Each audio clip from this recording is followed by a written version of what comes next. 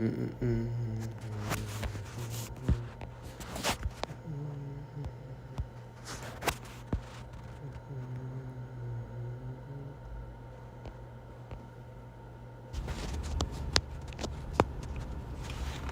Shalom, shalom. Call low.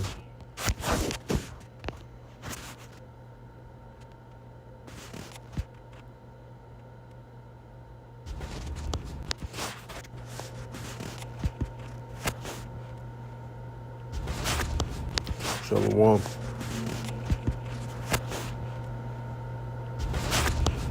Shalom.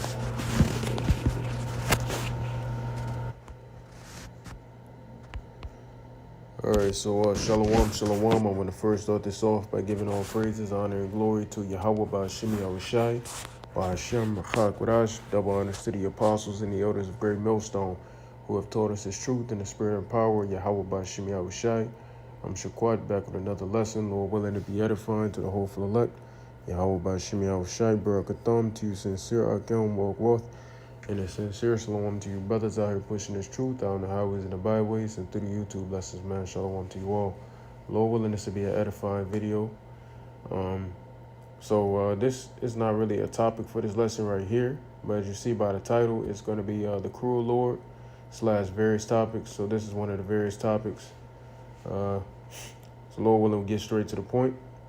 Right here, I want to say fair use to everything being used in this video. This whole entire video is under the Fair Use Acts, the Fair Use Copyrights Act of 1976, where all public information can be used for educational purposes. All right, I'm not gaining any money off of this, nor am I trying to become famous due to this information. I'm simply just educating those who would like to learn. Okay. Yeah, you saw just simply educational purposes only. All right, and I do not need their permission, the creators' permissions, to use these things if I'm not making any monetary gain. Salakia for all of that. It says crypto trader Constantine, Constantin, however you want to say it, Galich, found dead in Lamborghini in Kyiv as market plunges. A Ukrainian crypto trader has been found dead in Kyiv in the wake of a market crash. So there was a crash with the stock market, all right? And the crypto holders, they weren't affected by this, but I don't really too much know the difference. Well, I guess I could. I guess I know because I know what a trader does, but I was gonna say I don't know what a holder does. But they just hold clearly. So hold on, give me one moment. They clearly just hold the shit instead of trading it off, so I get it. I guess I see the difference. I get the difference. Taught myself it already. I don't know it, but I do.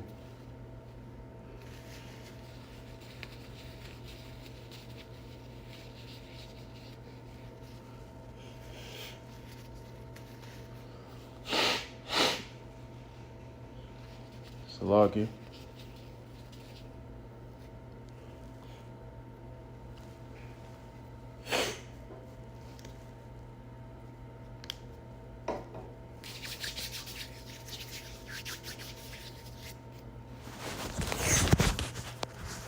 Anyway, it says, with officials now treating the incident as a possible suicide, according to the local police, the guy, better known as Kostya Kudo, was found inside a Lamborghini Urus in the Obolonsky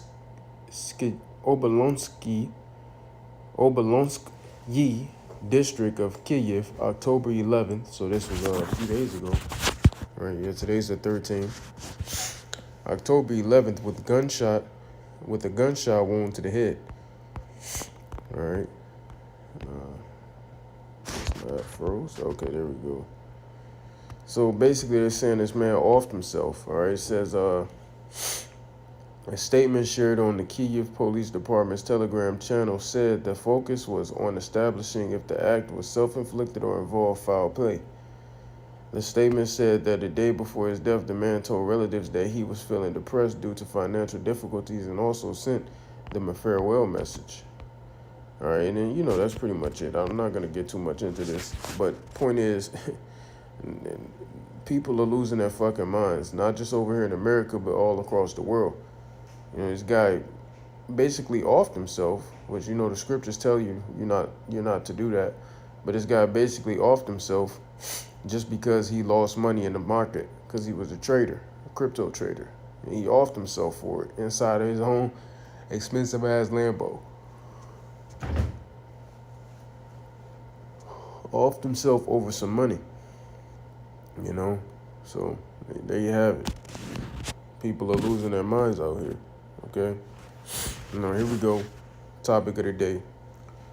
Trump says some people don't deserve to be taken care of during shutdown.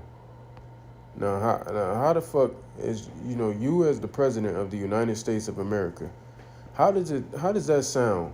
How does it look on you to say your citizens don't deserve to be taken care of? Now, rather he did say some, but come on now, it's Nero, right? It says President Trump on Tuesday. Nero 47, as the Apostle Tahar always say, Nero 47, on Tuesday suggested that some federal workers don't deserve to be taken care of. Now, these are people that work for your government, right? These people work for your government and etc. And they don't deserve to be taken care of and compensated due to your shutdown. This doesn't make any sense, right? But, to each his own. During the ongoing government shutdown, signaling that his administration is open to denying back pay to hundreds of thousands of furloughed, what does that mean? First time ever seeing that word. A worker that's suspended or discharged from a job, especially temporarily on account of economic conditions or shortage of work. Okay, so basically somebody who got laid off. So basically just somebody who got laid off. Not fired, but laid off. I get it. Okay. Just first time I ever saw that word. It says employees once the impasse ends. I would say it depends on who we're talking about. Trump said when asked whether furloughed employees or laid off employees, I'm going to say that because that word fucking me up, will receive pay once the shutdown lifts. For the most part, we're going to take care of our people. There are some people that really don't deserve to be taken care of, and we'll take care of them in a different way. Meaning he ain't going to give them shit. That's what he mean by that. We ain't going to give them shit. Even though these people work for you, but, they may have fucked you over, or may have crossed you wrong, whatever, man. And this dude's talking about he not going to take care of them. Have to land them off. So they got families too, though. So just fuck their families, right? This is your president, man. This is who you MAGAs voted for. And these are people who literally work for him in the federal government. So how much more to you simple, average, everyday Edomites who just voted for him, who are MAGAs? Right? You old-ass Edomites and etc. How much more for you? It says, if he did not elaborate or clarify which federal workers don't deserve to be taken care of, but his comments signal a growing willingness inside Salakia, and the White House to use the shutdown as leverage in its broader effort to shrink the federal government.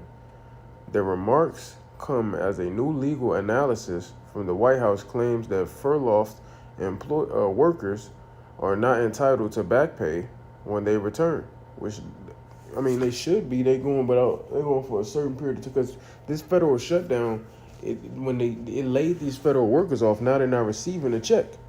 So it should be some back pay, right? But it just shows you your president, he doesn't even care about the ones who work right under him. So how do you think he gives a fuck about the average citizen in America? Think about this. This guy is a multi-billionaire. Do you think he cares about you? His whole thing in office is to carry out the bidding of the elites, all right, and keep the rich rich and keep the poor poor and continue to get them poor. And there is no middle class, so let's scratch out the middle class right now. That's been eviscerated since the 2020 event, right? So it says they entitled to back pay when they return. An administration office official told Time. The memo first reported by Salakia says that Congress must specifically appropriate funds for back pay, contradicting previous understandings of the law. The memo appears to contradict the Government Employee Fair Treatment Act, so he's breaking laws, man. That's what I'm saying. Like, so they not entitled to any back pay, but you laying them off. You know, it's not like they weren't doing their job. You're laying them off. It's crazy work, man, when you think about it. It says, so I'm going to read that again. The memo appears to contradict the Government Employee Fair Treatment Act, a law Congress passed and Trump signed in 2019. So he even passed this law and signed it in his first term. All right, when he was Nero 45. After the longest shutdown in U.S. history, which states that federal employees shall be paid for the period of the lapse in appropriations, meaning that for the lapse in the time that they worked, and since for the lapse in time that they didn't work, meaning they didn't receive any pay, or thus leading to them not receiving any pay. But the White House memo argues that the phrase "subject to the enactment of Appropriations Acts ending the lapse" means Congress must specifically appropriate those funds. The White House Budget Office's General Counsel wrote that back pay cannot be issued automatically and would require separate legislation after the shutdown ends. So now they got to go. They got to go for a loop to get the money that they technically deserve. Right? Isn't that crazy? For being laid off. They got laid off. Now, you didn't get fired. They got laid off for things that are for external variables, things that are out of their control. All right? Extraneous variables. These things aren't in their control. Right? So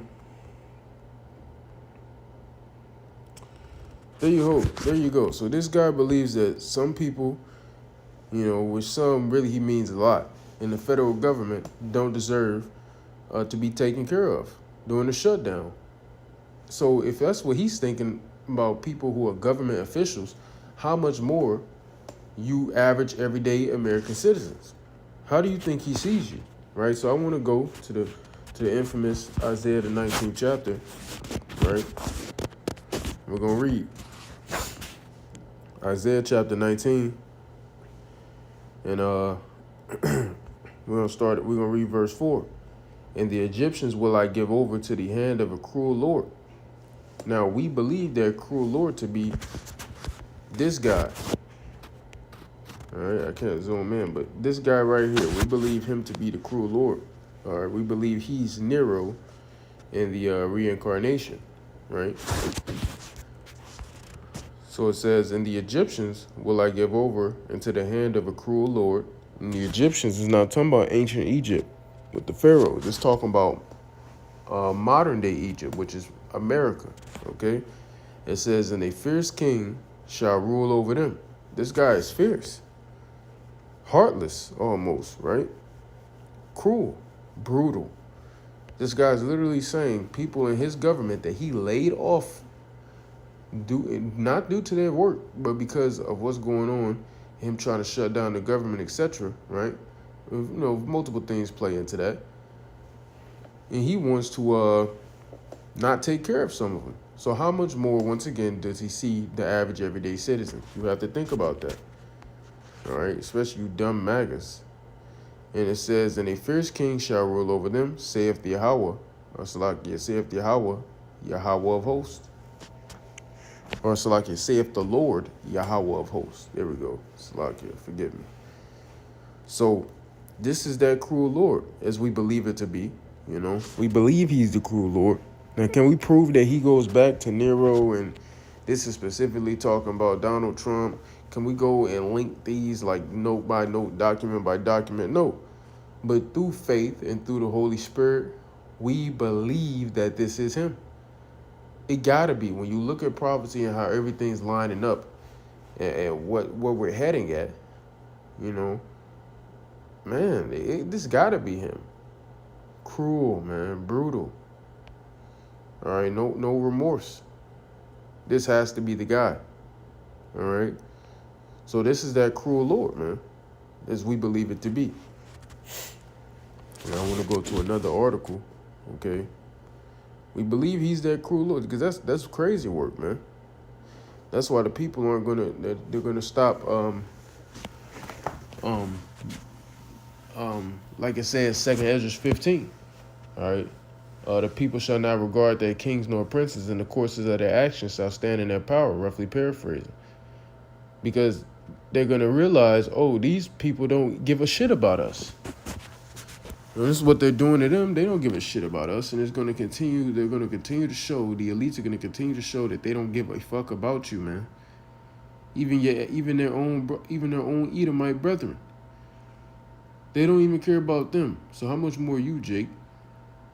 Why you think Trump's rolling up in your crib like that, stripping you out of there booty butt naked? Your children booty butt naked and shit, holding you off for hours at 1 in the morning, 2, 3 in the morning. Northern Kingdom out here getting taken off the job sites to never see their family ever again. Nigga leaving the house, see you later, baby. Nigga come back. Well, he never come back. Wife and children wondering where the hell he's at. And boom, never to be seen again. Nigga either shipped back off to the land where he came from or taken in a fucking helicopter and just dropped. I mean, shit. These are the times we looking at, man. It says right here, Florida construction faces labor crisis amid ICE raids and project delays. Florida construction faces labor crisis amid ICE raids and project delays. Now, who are the main ones working in these laborsome jobs in construction? You guessed it, Issachar and the other northern tribes, but mainly Issachar. And they getting deported like fucking crazy. It says Florida's construction and building trades are facing mounting labor shortages, project delays, and higher costs as immigration enforcement and ICE raids increase at work sites. So they, like I just mentioned 2 minutes ago, they come in and grabbing Northern Kingdom off the job sites to never be seen again by any of their family. And it says the sector's heavy reliance on foreign-born, sometimes undocumented workers is intensifying the impact because they rely on them. Why are they so reliant on Northern Kingdom, especially those not even born here in America, especially them? Why are they so reliant? Well, mainly them. Why are they so reliant on Northern Kingdom immigrant work? Because they can pay them less than they pay an American worker, and they're going to do more work. So you're getting more bang for your buck, ultimately. Right? You could pay them pennies on the dollar while they do more work. Whereas with an American worker, you're paying them more, and they're not going to do as much work. Just being honest. Shit, I ain't. Fuck. Right? So there you have it. And it says data and reports on the labor shortage. So, it goes into the data about it. Well, we read some of it. Construction job openings nationwide are rising sharply. By the end of July 2025, there were 306,000 unfilled construction jobs, up to 26% month over month, and 33.6% higher than July 2024.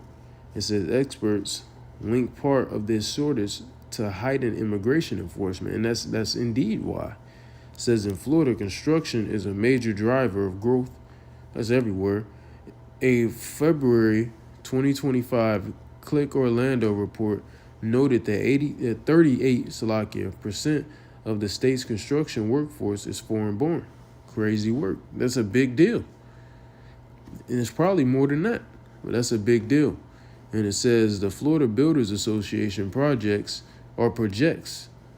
that the industry will need hundreds of thousands of additional workers, which they will, in the coming years to meet demand and avoid delays, because there's hundreds of thousands of workers here in Florida, all right, that are construction, and they make a big difference in their absence due to either being taken off the job by ICE or to staying at home and not coming to work due to the fear of being taken off the job by you know who. This is causing a mass delay. It's causing great project delays, and the companies are not able to get the job done because there's a lack of workers. All right. So there you have it. And it says raids on the impact of ICE raids on the industry. Okay, since this is the last thing, I'll just read it since it's the last thing. It says an ICE raid in May 2025 in Tallahassee led to the arrest of over 100 undocumented construction workers. Following the raid, many workers reportedly became afraid to appear at jobs. Didn't I just get done saying that, man? Look at that. According to Reuters, a project superintendent said that after hearing about the raid, about half his crew stopped showing up because they don't want to get stripping from their families. And a lot of them are even documented. But they don't care if they're documented or not. Trump is just trying to get them up out of here. Now, I'm going to tell you, there's a reasoning for Trump doing this. All right, we're going to get to it in a second. It says about half his crew stopped showing up, resulting in weeks of delays and cost overruns. Now, this is because he wants to put hell, Esau wants to put hell on Jacob. But why has Trump specifically been, and he may not even know why he's been tasked to do these things, but why has Trump specifically been tasked to do this, or tasked to do this, man, Salakia? Why? Do you know? Well, I'm going to tell you in one moment.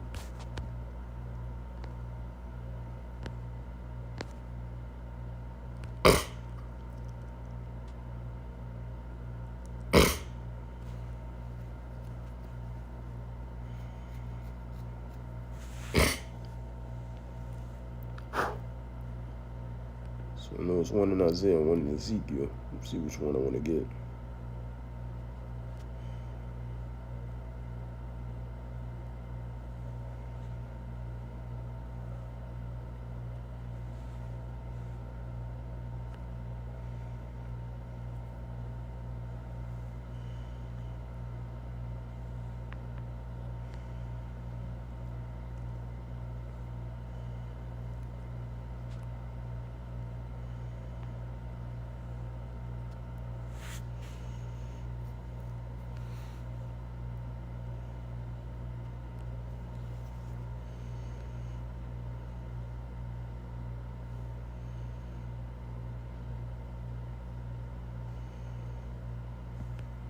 All right, so I'll start with the one in Isaiah.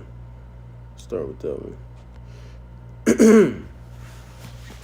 Here's Isaiah chapter 11 and verse 13. And it says, the envy also of Ephraim shall depart, and the adversaries of Judah shall be cut off. Who are the main adversaries of Judah? The so-called white man. Ephraim shall not envy Judah, and Judah shall not vex Ephraim. So the northern and the southern kingdom, they're not going to have their enmity. They're no longer going to have an enmity, and they're going to start to come together. This is what Esau is afraid of here. All right, this is why he's tasked this guy Nero 47 with the task of getting rid of the northern kingdom. Now they're coming after the southern kingdom too, just trying to split, cause them to split. All right. It says in the scriptures, it says how does it go? Judah and Jerusalem. shall dwell in captivity together. Let me get that. Let's see, Judah.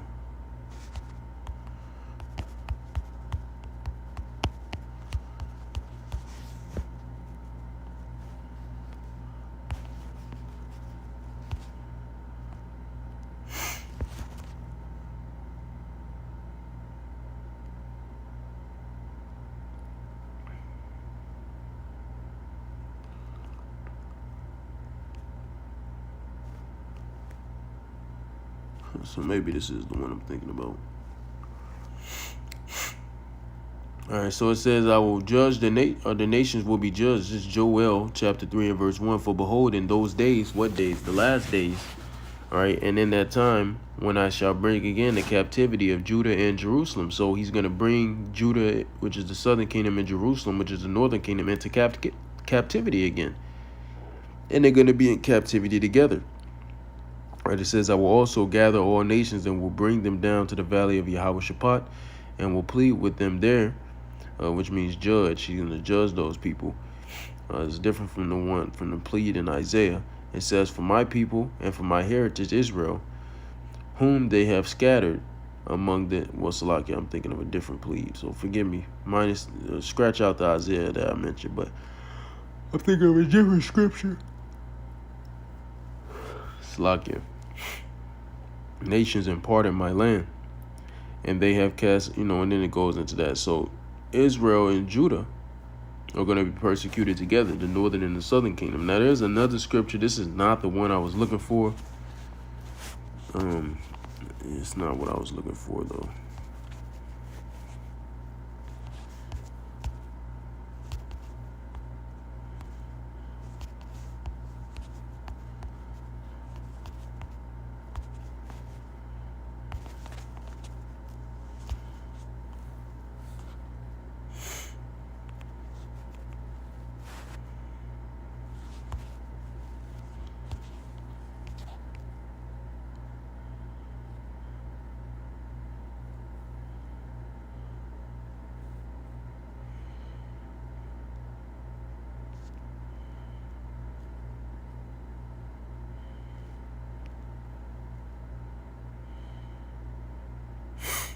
So there's a few here. We're gonna go into Jeremiah 30 first. Jeremiah 30 and 3. For lo, the days come, saith the Lord, that I will bring again the captivity of my people Israel and Judah, northern and southern kingdom, saith Yahweh, and I will cause them to return to the land that I gave to their fathers, and they shall possess it. Right, and it says, so if we're going to come into captivity, then we're going to wake up, Lord willing, and then we're going to return to our land. We're going to be brought back to our land by Yahweh Shai. It says in Jeremiah 33 and 7, and I will cause the captivity of Judah and the captivity of Israel to return, and will build them as at the first. So he's going to rebuild us again as at the first. All right. What does that mean at the first? Meaning back like how it was at the time of Adam. So we're going to come back into power. Ultimately, we're going to come back to being immortals. We're going to go back to glory. We're going to go back to our land. All right. So yeah, man, he brought our captivity together. All right. And we're in captivity together. Man, something about it. It's a different scripture, though. I can't really put my finger on it right now, but maybe the Lord just don't want it brought out. Right, but basically this is it. And I want to go to Ezekiel 37, because this is another reason Esau is scared. I suggest reading this whole chapter, honestly, but we're going to start here. All right, we're going to jump to the point, though. Ezekiel 37 and 15, as you see in the subheading, reunion of Judah and Israel, which would mean the southern kingdom and northern kingdom. The word of Yahweh came again unto me, saying, moreover, thou son of man, take thee one stick, and write upon it for Judah and for the children of Israel, his companions. All right, so let's take one stick and write about the southern kingdom, man. Judah, Benjamin, and Levi. And then it says, and then take another stick and write upon it for Joseph, which is talking about Ephraim, all right, because Joseph had two sons, Ephraim and Manasseh, all right. And Ephraim was the youngest son he had, and he got the bigger part of the blessing, but they both got a blessing. And it says the stick of Ephraim, right? Ephraim being the northern kingdom. It's the head tribe of the northern kingdom. and for all the house of Israel, his companions. So this is the 12 tribes chart being put together. All right. Believe it or not, this is showing you the 12 tribes chart is indeed in the Bible. Something had to be created so we can identify ourselves, have an estimated, really bring the elect into the fold. It says, and join them one to another into one stick. You see, we put the 12 tribes chart on there. It says the 12 tribes of Israel, and then it names Judah on down to Issachar.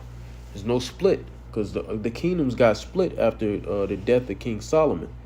We're no longer going to be split after this time, man. So the Lord is bringing us together, and then after that, we'll never be split again. And it says,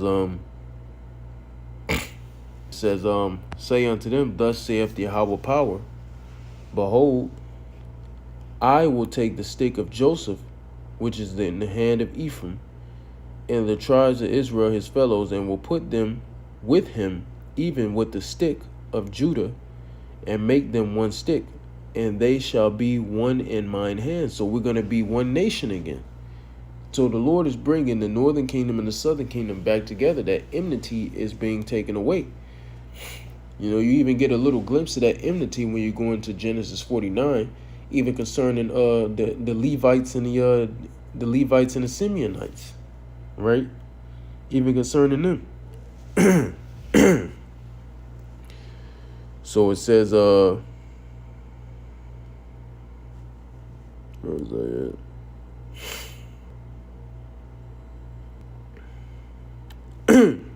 Right, and it saved the prophecy concerning that we're going to be in the land of captivity together. We're going to be in captivity together, man. So he sees that and he's afraid of it. Now, does that mean Trump knows exactly what's going on? No, but he could. But still, regardless, he's carrying out the bidding of the wicked super elites. All right, and they know. The elite, if Trump don't know, they know, because they're the ones giving him marching orders. They know what it is.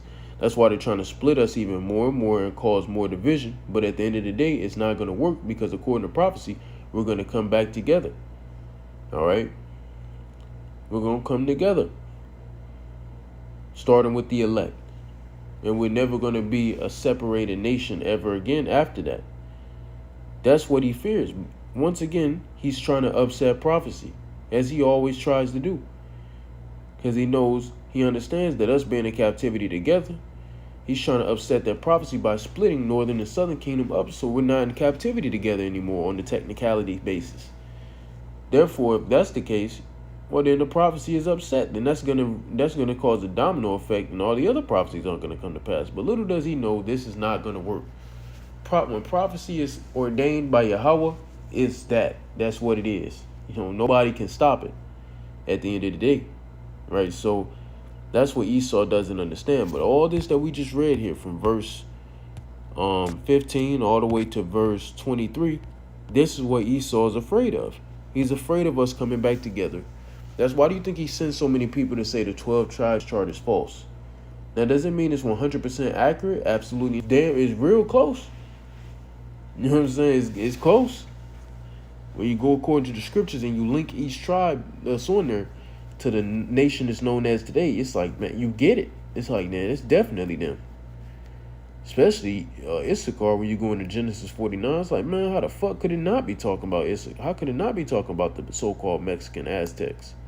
How could it not? Right?